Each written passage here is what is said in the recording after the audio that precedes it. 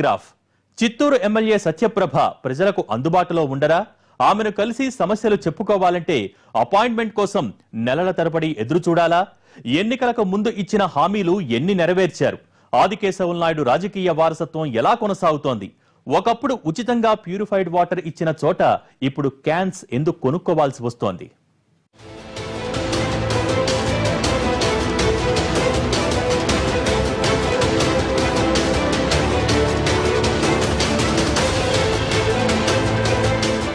Chittoor assembly నియోజకవర్గం 1952లో ఏర్పాటైంది.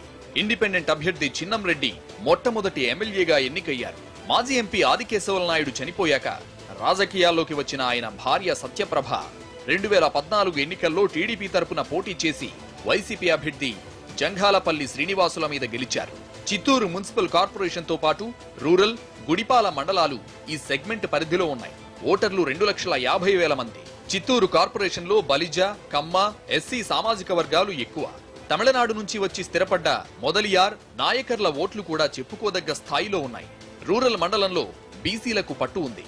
గుడిపాల మండలంలో కమ్మ సామాజిక వర్గం ప్రభావం ఎక్కువ.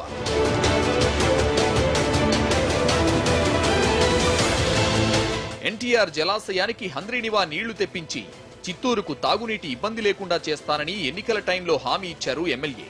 కానీ ప్రాజెక్టు 2వ దశ పూర్తవకపోవడంతో ఇంతవరకు ఆ నీళ్లు రాలేదు. సొంత ఖర్చులతో ఇంటింటికి శుద్ధి చేసిన నీళ్లు సరఫరా చేస్తామని చెప్పిన మాటలు ఆచరణలో లేకపోగా గతంలో ఉన్న ఆర్ఓ ప్లాంట్స్ ని కూడా ఇప్పుడు సరిగ్గా నడపడం లేదంటున్నారు స్థానికులు. అంతకుముందు ఉచితంగా వచ్చిన నీళ్లను ఇప్పుడు కొనుక్కోవాల్సి వస్తోందంటున్నారు. చిత్తూరు నగర సుందరీకరణకు హామీ ఇచ్చారు సత్యప్రభ. అందులో భాగంగా 2 చెరువులను శుభ్రం చేస్తామన్నారు. ఒకటి పూర్తి కాగా కట్టమంచి చెరువులో నీళ్లను బయటకు పంపేసి పనులు సగంలో ఆపేశారు. పైగా చెరువును ఖాళీ చేయడంతో పరిసర ప్రాంతాల్లో భూగర్భ జల మట్టం వేగంగా తగ్గిపోతుందంటున్నారు ఇక్కడి ప్రజలు. మేయర్ కటారి అనురాధ దంపతుల హత్య తర్వాత ఇన్ఛార్జ్ మేయర్ సుబ్రహ్మణ్యం ఉన్నా ఎమ్మెల్యే వర్గమే పాలన మొత్తం నడిపించింది. అయినా పనులు జరగకపోగా ఇంకా మురికి కూపంలా తయారైందన్న అభిప్రాయం ఏర్పడింది. దీనికి తోడు రోడ్డు విస్తరణ పేరుతో ఏడాది క్రితం చిత్తూరు నుంచి కాణిపాకం పోయే దారిలో ఇళ్లు పడగొట్టారు. కానీ మట్టి కూడా తీయకుండా వదిలేయడంతో ప్రయాణికులు ఇబ్బందులు పడుతున్నారు. ఎమ్మెల్యే మాత్రం ప్రజలకు మంచినీళ్లు మాలాగా ఇచ్చిన వాళ్లు లేరంటున్నారు. రోడ్ల విస్తరణ కూడా కొన్ని చోట్ల కోర్టు కేసుల కారణంగా ఆగిందే తప్ప నిర్లక్ష్యం కాదంటున్నారామె. చిత్తూరుకి తాగునీరు మేము అందించినట్టే ఇంకెవరు అందించలేదు. ఒక విషయంగా చెప్పాలంటే మేము ఫస్ట్ చెప్పినాము వాళ్ళకి ఒక తావులో పెద్ద ప్లాంట్ పెట్టి ట్యాంకర్స్ ఇంకా అందియాలా అన్న మాట నిజం. తర్వాత చూస్తే ట్యాంకర్స్ ఇంకా పోయే నీళ్లు వాళ్ళకి అందుబాటులోకి వచ్చేకి వాడు తిరగడానికి కొన్ని చోట్ల ట్యాంకర్స్ వెళ్ళదు. అందుబాటు అంటే ఇంకా మనం ఎత్తుకొని పోయి క్యాన్లు ఇచ్చే పరిస్థితుల్లో ఉండదు. అట్లా సప్లై చేయడానికి టౌన్లో మన గవర్నమెంట్ కూడా ఎక్కడ ఏ ప్రపోజల్లో ఎక్కడ కూడా ఎవరు చేసింది లేదు. దాంట్లో మన ప్రభుత్వం వాళ్ళు కానీ మున్సిపాలిటీ వాళ్ళు కానీ ఎలాంటి తప్పు లేదండి. అక్కడ ఉన్న వాళ్ళు కొంతమంది కోర్టుకు వెళ్ళారు. కోర్టుకు వెళ్ళి వాళ్ళు స్టేలు తెచ్చుకోవడం జరిగింది. అది కోర్టు విచారణ తర్వాత వాళ్ళ వరకునే వదిలేసి మిగతా చోటంతా కంప్లీట్ చేసేసారు. ఎలక్ట్రికల్ పోల్స్ కూడా చాలా వరకు తీసి ఎలక్ట్రికల్ లైన్స్ కూడా సెంటర్లో ఇంకా లైట్స్ వస్తుంది.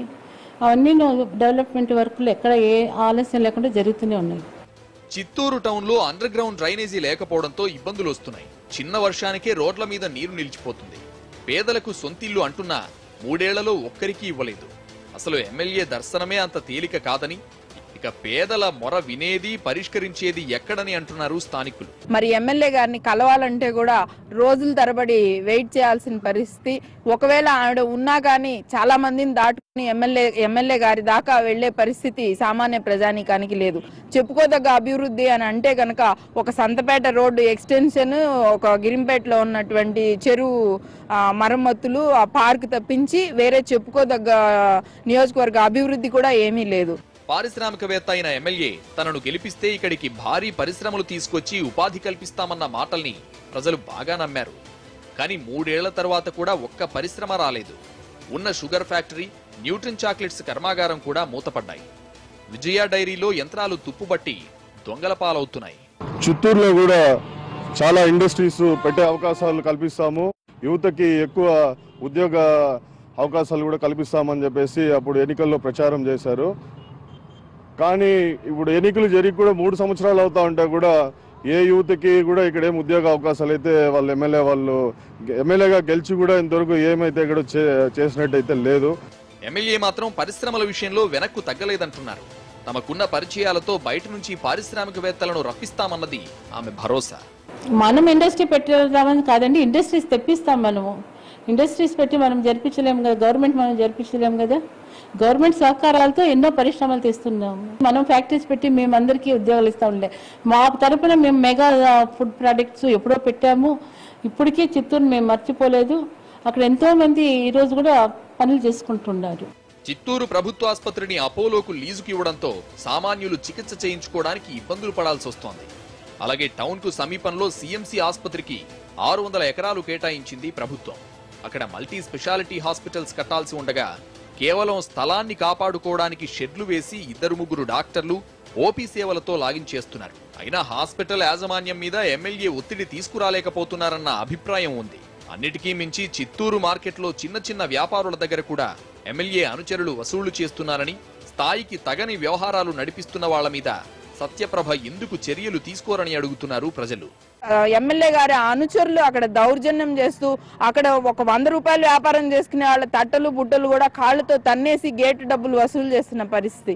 మరి ఒక ఎమ్మెల్యే చాలా హుందాగా వ్యవహరించాల్సిన పరిస్థితుల్లో ఎమ్మెల్యే అనుచరులు ఈ విధంగా ప్రవర్తించడం ఏ మేరకు సబమని మహిళలందరూ కూడా ఆలోచిస్తున్నారు. గుడిపాల మండలంలో రోడ్లు దారుణంగా ఉన్నాయి. మోకాళ్ల లోతు గుంతలు ఉన్నా పట్టించుకోవడం లేదని, అసలు సత్యప్రభ తమ మండలం మీద కక్షగట్టారని అంటున్నారు స్థానికులు. ఎన్నికల్లో ఇక్కడ ఆమెకు తక్కువ ఓట్లు రావడమే కారణమన్నది వారి విశ్లేషణ. మోకాటోతు గుంతలు, వర్షం పడితే నడిచే పరిస్థితి లేదు. వర్షం పడితే రోడ్డు అంతా కూడా చెరువులు తలపిస్తున్నాయి. కానీ ఇంతవరకు దానికి శాశ్వతమైన ప్రాతిపదికన ఇంతవరకు ప్రజలపైన, ముఖ్యంగా ప్రజల యొక్క సమస్యలు ఏం కోరుకుంటున్నారు ప్రజలను కూడా ఆలోచించే పరిస్థితుల్లో ఈరోజు ఎమ్మెల్యే గారు కనబడలేదని అనిపిస్తుంది మాకు. కటారి దంపతుల హత్య తర్వాత పోలీసులు రాజకీయ ఒత్తిళ్లకు లొంగకుండా చర్యలు తీసుకోవడంతో శాంతి భద్రతలు అదుపులోకొచ్చాయి. ఎమ్మెల్యే అనుచరుల మీద అనధికార టోల్ వసూళ్ల ఆరోపణలు సైతం ఉన్నాయి. ఆమె మాత్రం అవి నా దృష్టికి రాలేదంటున్నారు. సత్యప్రభ పనితీరు అధ్వానంగా ఉందని, ప్రజల కోసం ఏమీ చేయకపోగా తన వ్యాపారాల విస్తరణకు అధికారాన్ని వాడుకుంటున్నారని ఆరోపిస్తోంది ప్రతిపక్షం. బెంగళూరులోని వైదేహి హాస్పిటల్లో ఎన్టీఆర్ వైద్య సేవ ఆ కేటగిరీలోనిదే అంటున్నారు విపక్ష నేతలు. ఇక్కడ చిత్తూరులో అర్ధగంటలో సిఎంసి హాస్పిటల్ ఉంది. అక్కడ కార్పొరేట్ ప్రపంచ ఖ్యాతిగాంచిన హాస్పిటల్ సిఎంసిలో ఎందుకు పెట్టకూడదు? ఇప్పుడు గుడిపాల్లో సిఎంసి హాస్పిటల్ కూడా పెట్టడం జరిగింది. చిత్తూరు పరిసరాల్లోనే 10 నిమిషాల్లో ట్రీట్మెంట్ తీసుకునే చీలాపల్లిలో ఎందుకు పెట్టకూడదు అనేసి కూడా ఇది మేము డిమాండ్ చేస్తున్నాం. ఇది కేవలం ఎమ్మెల్యే స్వార్థపూరితంగా ఆమె హాస్పిటల్లో బెంగళూరులో పెట్టుకోవడం మేము ఖండిస్తున్నాం. నియోజకవర్గంలో తెలుగుదేశం పార్టీ పైకి బలంగా కనిపిస్తున్న 3 గ్రూపులు లోలోపల దెబ్బతీస్తున్నాయి. ఒక వర్గం ఎమ్మెల్యే మరిది బద్రీనారాయణ కనసన్నల్లో పనిచేస్తోంది. పార్టీ జిల్లా అధ్యక్షుడు పులివర్తి నానిది మరో వర్గం. మేయర్ హేమలత భర్త కటారి ప్రవీణ్ది ఇంకో వర్గం. వైసీపీలో కూడా 2 గ్రూపులున్నాయి. ఇన్ఛార్జ్ జంగాలపల్లి శ్రీనివాసులు, మాజీ ఎమ్మెల్యే సీకే బాబు మధ్య ఆధిపత్య పోరు నడుస్తోంది. చాలా రోజులు సైలెంట్ గా ఉన్న సీకే వర్గం వైఎస్ జయంతి తర్వాత యాక్టివ్ అయింది. వచ్చే ఎన్నికల్లో సీటు మాదేనని చెప్పుకుంటున్నారు సీకే అనుచరులు. దీంతో విపక్ష రాజకీయం రసవత్తరంగా మారుతోంది.